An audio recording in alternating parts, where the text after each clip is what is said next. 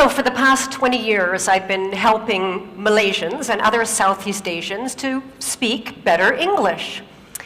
And through training thousands of Southeast Asians, I've discovered a very surprising truth. I've discovered that how well somebody communicates in English actually has very little to do with their English level.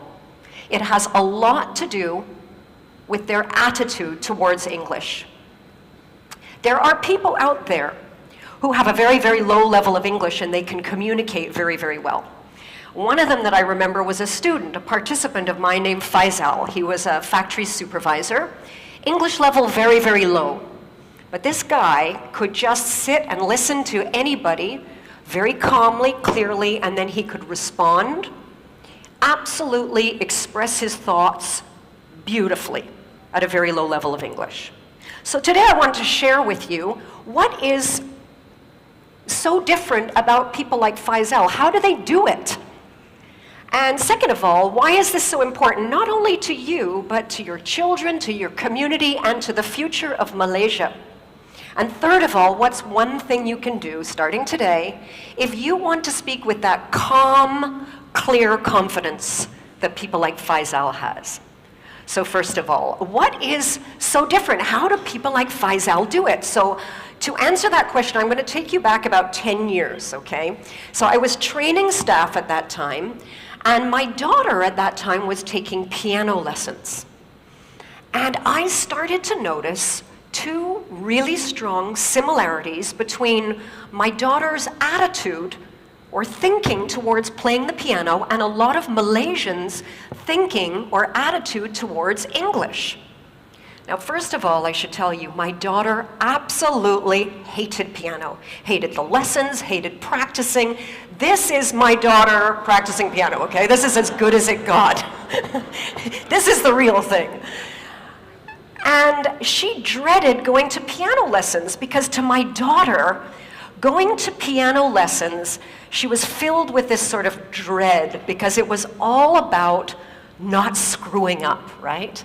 Because like for a lot of piano students, to both my daughter and her teacher, her success in piano was measured by how few mistakes she made.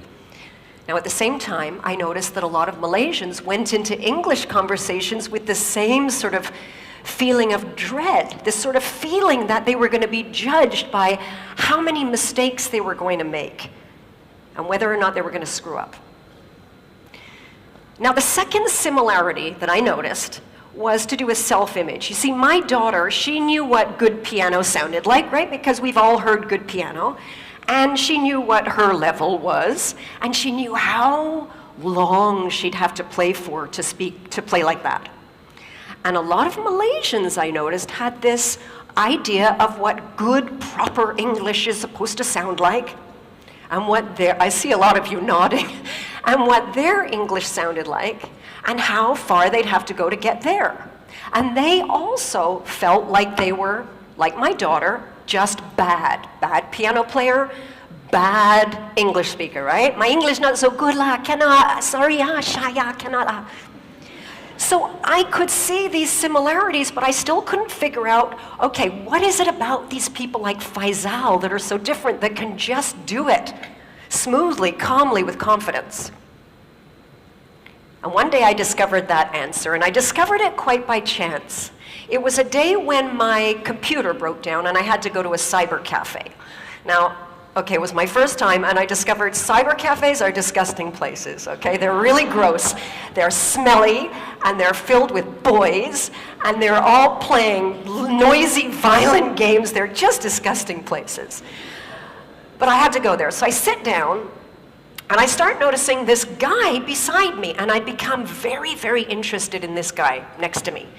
Now, this guy is playing this game that is basically, it's like shooting people until they die, and that's it, right? That's the game, right? And I'm noticing that this guy is not very good.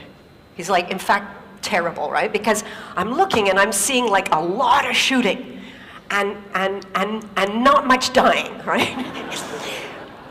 But what really interested me was behind this lousy player were three of his friends sort of standing there watching him play. And what I really noticed was, even though this guy was terrible, even though his friends were watching him, there was no embarrassment. There was no feeling of being judged. There was no shyness. In fact, quite the opposite. This guy's like totally focused on the bad guy, smile on his face. All he can think about is killing these guys, right? And I'm watching him and I suddenly realized, this is it. This is the same attitude that people like Faisal have when they speak English. Just like this guy, when Faisal goes into an English conversation, he doesn't feel judged. He's entirely focused on the person that he's speaking to and the result he wants to get. He's got no self-awareness, no thoughts about his own mistakes. Now, I want to share with you a real, true example to paint a picture of somebody who speaks English like they're playing piano and someone who speaks English like they're playing a computer game. And this is a true story. Happened to me. A while ago, I was in a pharmacy. I had to buy Omega. My doctor said I should get Omega. And I go to the shelf, there's tons of Omega. There's Omega that's high in DHA, Omega that's high in EPA, and I don't know which one to buy. Now, the sales rep happened to be there, and I saw she was like this well-dressed professional woman. I walk over to her, and I see this look as she sees me, this sort of, it's a look I recognize very well. Her eyes go all wide. It's sort of that panic, oh my God, I gotta speak to a native speaker, and she's gonna judge me and notice my mistakes. I go up to her, and I explain my situation, which Omega do I get? And she starts explaining to me everything about DHA and EPA you could possibly imagine. She speaks very quickly, goes all around in circles, and when she finishes, no idea what to buy, right? So I turn to the girl behind the counter. Now, the girl behind the counter, I heard her before, her English level is very low. But when I walk over to her, this girl, there's no fear. In fact, she's just looking at me. You know that look? Like, yeah, okay, so how? Right. Yeah, I've been in Malaysia a long time. So I go up to her and I explain the problem, EPA, DHA. She looks at me, she says, okay, EPA for heart,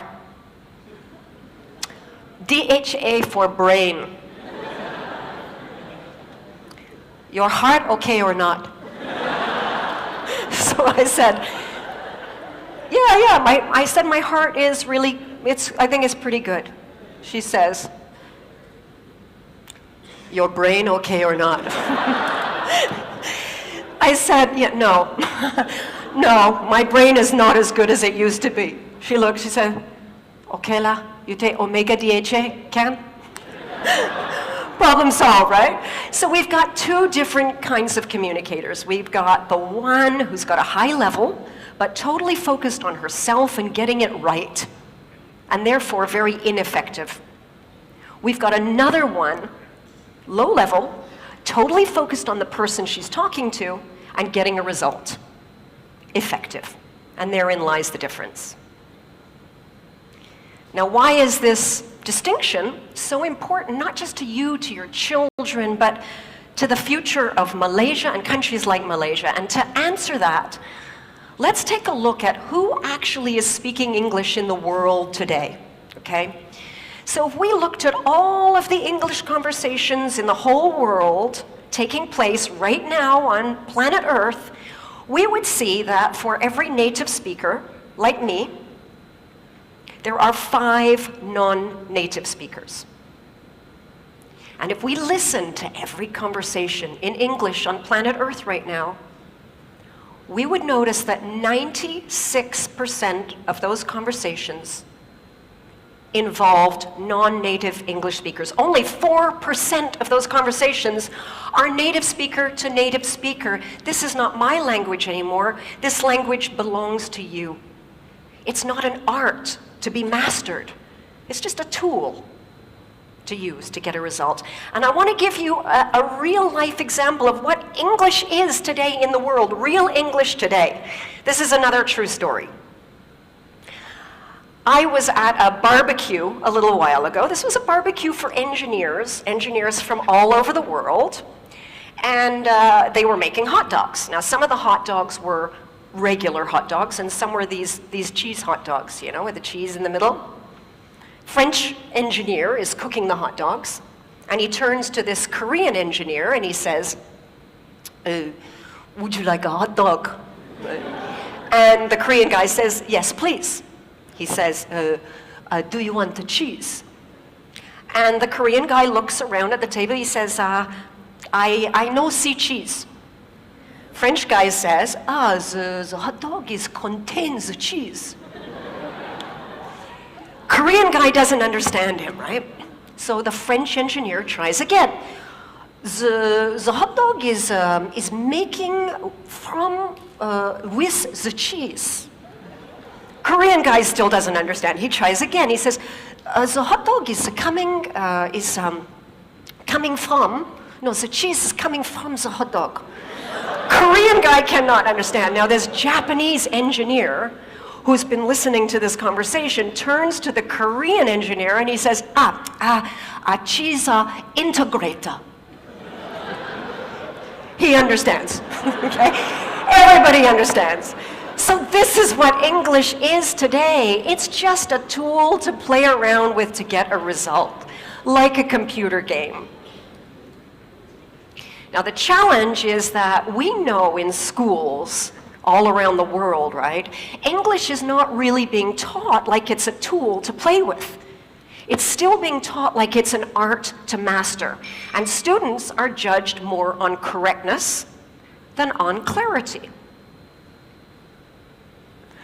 Some of you might remember the old comprehension exam in school. Does anybody remember in school when you would get a question about a text that you read? You'd have to read through some text, right? And then answer a question to show that you understood the text.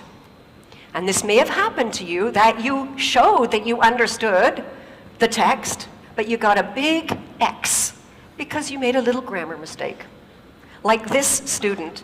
Now this student clearly understood paragraph 4, but no, not correct, because he left the letter N off the word environment.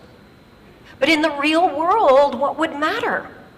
In the real world, what would matter is, did you understand the email, or did you understand your customer, so that you can go ahead and take action? Now the problem that I see here, over and over, is that people take the attitude they developed about English in school and they bring it into their adult life and into their work. And if you're in a stressful situation and you're having a conversation and you're trying to give a result to someone and say it correctly, your brain multitasks. It cannot do two things at once. And what I see is the brain just shutting down. And you may recognize these 3 symptoms of the brain shutting down. The first one is that your listening goes. Someone's talking to you and you're so busy thinking about how you're going to respond and express yourself correctly, you don't actually hear what the other person said. And I can see a lot of nodding in the audience. The second thing to go is your speaking. Your mind sort of shuts down, and that vocabulary you do know just disappears, and the words don't come out. The third thing to go is your confidence. And the worst thing about this is you may only be confident because you cannot express yourself clearly, but to the person talking to you, they may misunderstand this as a lack of confidence in your ability to do the job, to perform. So if you want to speak English like Faisal with that great confidence, here's the one thing that you can do. When you speak, don't focus on yourself. Focus on the other person and the result you want to achieve. Imagine a next generation of Malaysians, all with that wonderful confidence in communication that Faisal has at any level of English. Because let's remember that English today, it's not an art to be mastered. It's just a tool to use to get a result. And that tool belongs